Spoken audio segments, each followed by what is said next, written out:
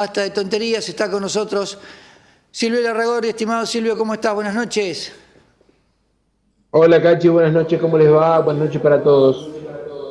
Bueno, digo que vos tenés el control de la economía, por ahí la de tu casa, pero después del resto no es Ojalá, tan sencillo, ¿no? ojalá la tuviera en realidad. Ah, espérate Con que me suerte quedé que nos sin audio, a ver manejamos qué en pasó. casa. Que te decía que ojalá la tuviera, ojalá tuviera el control de la economía. Con suerte que manejamos Bien, los números de casa. sí, de eso se trata, ¿no? Bien, y que no es tan fácil hoy manejarlos porque, bueno, No, uno por ahí ve que por ahí, bueno, no sé, por ahí aumenta un poquito el sueldo, ¿no? Pero cuando lo empieza a usar, se empieza a ir rápido porque las cosas valen 1.000, 2.000, 3.000 como si nada. Han aumentado mucho las cosas y bueno, y realmente, ¿en cuánto estará, Silvio, la canasta familiar para que no caiga en la pobreza una familia? Debe estar como en los 40.000 para pesos no, tranquilamente, ¿no? exactamente, en el orden de los 40.000 pesos. Y eso que vos decías recién es un poco lo que nos ayuda a explicar cuando vos por ahí escuchás que la gente pierde salario en términos reales, tiene que ver con esto. Con que el sueldo nominalmente aumenta porque hay aumento del sueldo, pero cuando vas a usarlo te alcanza cada vez para menos. Bueno, a eso se refieren los economistas cuando dicen que cae el salario en términos reales.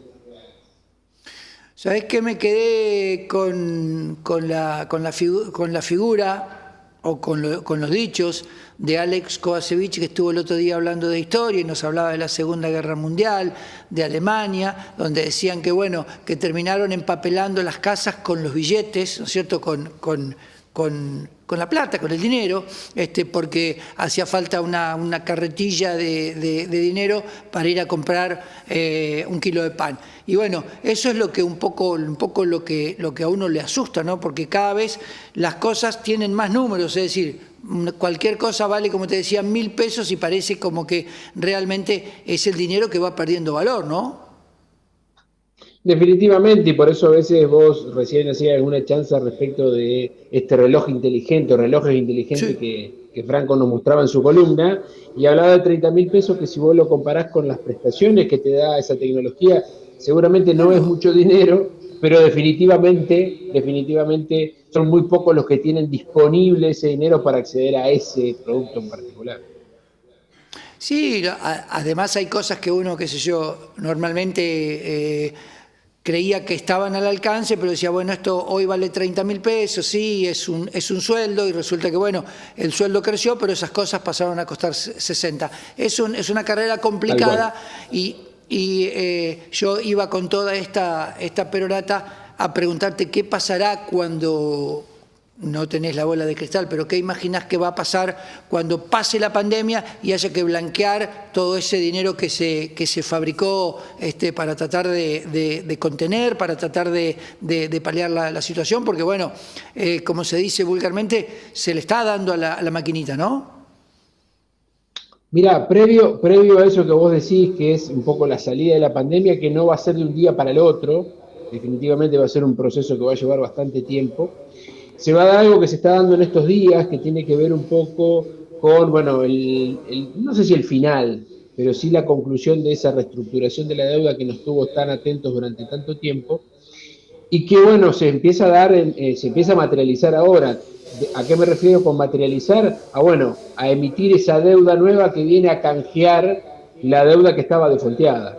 Si vos mirás hoy cómo se comportó el tipo de cambio, y tiene que una relación directa con cuánto vale nuestro peso, el dólar blue, que es el dólar paralelo, empieza un pequeño descenso, y yo creo que con Sí. el tiempo, con el correr de los días y con este cambio de deuda, con este canje, eso se va a ir acentuando, lo que permite que la cotización oficial se mantenga estable, ya sin cambios, no hay necesidad de esas micro devaluaciones que lo único que buscaban es que la brecha no se ampliara. Así que bueno, previo a esto que vos me preguntabas de qué va a pasar cuando termine la pandemia, tiene que darse todo un proceso de reestructuración de deuda que me parece que va a generar efectos económicos importantes.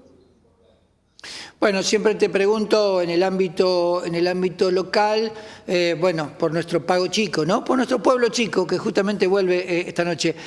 Por nuestro pueblo chico, digo, ¿cómo ves el comercio? ¿Cómo ves la economía de la ciudad? Porque uno ve que en los negocios hay gente, que los negocios trabajan. ¿Vos creés que se va restableciendo, que vamos volviendo a la normalidad a pesar de esta anormalidad que nos toca vivir con este flagelo que es el COVID? Y yo lo veo que eso se da, pero muy lentamente, y realmente va a seguir siendo muy lentamente. De hecho, hoy hubo anuncios del gobierno local, el intendente estuvo haciendo una presentación Sí. de lo que se llamó un programa para el desarrollo económico que tiene que ver con esto, ¿no? Con un cierto trabajo previo que tiene que ver con un diagnóstico que nos permitía un poco estudiar, inclusive lo iniciamos antes de la pandemia.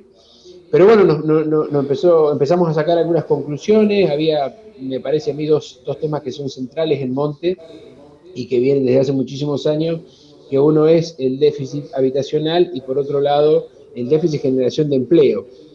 Y también nos dimos cuenta que lo podemos abordar de manera conjunta. ¿Cómo? Primero, accediendo por un lado a la tierra, que es el primer paso para el acceso a la vivienda, y segundo, fomentando de alguna manera la construcción, que históricamente ha sido un sector que ha traccionado fuerte a la economía, e incluso los gobiernos nacionales y provinciales apuestan a la construcción para traccionar esta alicaída actividad económica posterior a la pandemia.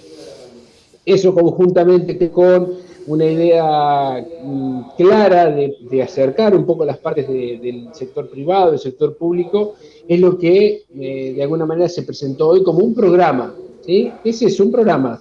Todavía, permitime ya que está unos minutos para aclarar que, bueno, lo que se ha dado es un marco. Te decía que hay un trabajo previo a esto y hay un trabajo posterior que tiene que ver con, bueno, tratamientos en el Consejo Deliberante, análisis de cómo se va a estructurar las distintas medidas económicas, y a partir de ahí recién empezará este proceso de inscripción para la adquisición de lotes y demás. Así que el mensaje para la gente en este momento es un poco de paciencia, se está trabajando de la manera lo más rápida posible, y cuando llegue el momento de la apertura de ese proceso de inscripción, lo vamos a estar comunicando a través de todos los medios de comunicación como siempre. Va a haber tiempo suficiente para inscribirse, así que bueno, en ese sentido que se queden todos tranquilos. Me parece que eso va a ser importante a la hora de fomentar un poco la actividad económica, por esto mismo que vos decías, vos preguntabas por el comercio. Bueno, si la gente consigue generar trabajo y empieza a tener ingresos genuinos, definitivamente el comercio minorista va a tener un impacto positivo. Conversábamos hace unos días con Mario Las como consecuencia del Día del Ferretero, y bueno, coincidíamos en que vos buscás un plomero, buscás un gasista, buscás un albañil, y están, viste, dándote turno para dentro de unos días, para la semana que viene, para el mes que viene, porque están todos con trabajo. Por eso es que a uno de pronto le da, bueno, cierta gratitud, cierta alegría, porque dice, bueno, si hay trabajo es porque hay algún dinero circulante. Por supuesto que siempre hay gente que la pasa mal, pero hay un dinero circulante y que quizás eso haga que, bueno, que se reactive la economía. Y como vos bien decís, la construcción es como el campo, ¿no? Siempre ha sido uno de los motores de la economía del país. Definitivamente, y esto que vos decís es cierto. Si a la medida que uno vea que la gente trabaja, obviamente uno lo liga a la obtención de algún tipo de ingreso, y bueno, esta interrelación que existe entre las distintas actividades hace que el comercio, por ejemplo, también se vea beneficiado, claramente, y no perdemos de vista que hay un sector muy importante en nuestra localidad que tiene que ver con todas aquellas actividades vinculadas con el turismo, que no solamente la han pasado mal, la pasan mal y van a tener un proceso de recuperación realmente muy lento. Así que, bueno, precisamente ahí donde también estamos enfocando, ¿no? Silvio, ¿cómo fue, cómo terminó? Porque creo que terminaba en agosto. Bueno, esto de los créditos, de los planes que había para los pequeños comerciantes, esta ayuda. Mirá, se ha extendido, de alguna manera algunas de las medidas económicas fueron mutando, pero nunca dejaron de estar, ¿sí? La verdad es que, de hecho, hoy por hoy están discutiendo en qué pasa con el IFE, qué pasa con la asistencia a las empresas para el pago de sueldos. Algunas empresas en particular ya pueden, digamos, si bien no van a recibir asistencia no reintegrable, van a poder acceder a créditos a tasa cero, siempre pensando un poco en mantener el nivel de los salarios. ¿Qué pasa con aquellas empresas que empiecen a tomar, que empiecen a registrar nuevos empleados? ¿De qué manera se los va a beneficiar?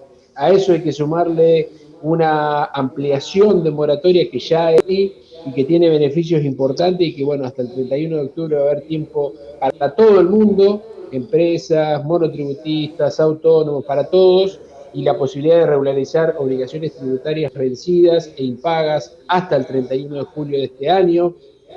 Así que bueno, empezamos a desandar un poco ese camino que vos planteabas como salida de la pandemia. Insisto, no va a ser automático, no va a ser rápido, va a ser lento, va a ser costoso y bueno, va a haber que trabajar mucho desde todos los sectores.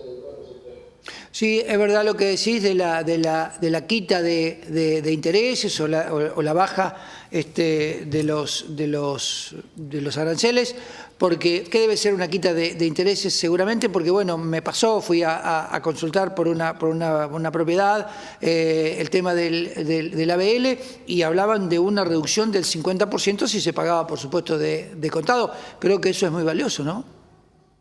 Sí, por supuesto, por supuesto. De hecho, bueno, yo te hacía referencia a una moratoria empleada por parte del Gobierno Nacional y la sugerencia en el propio proyecto de ley de que todas las provincias, inclusive los municipios, empiecen a trabajar en esa línea, ¿sí?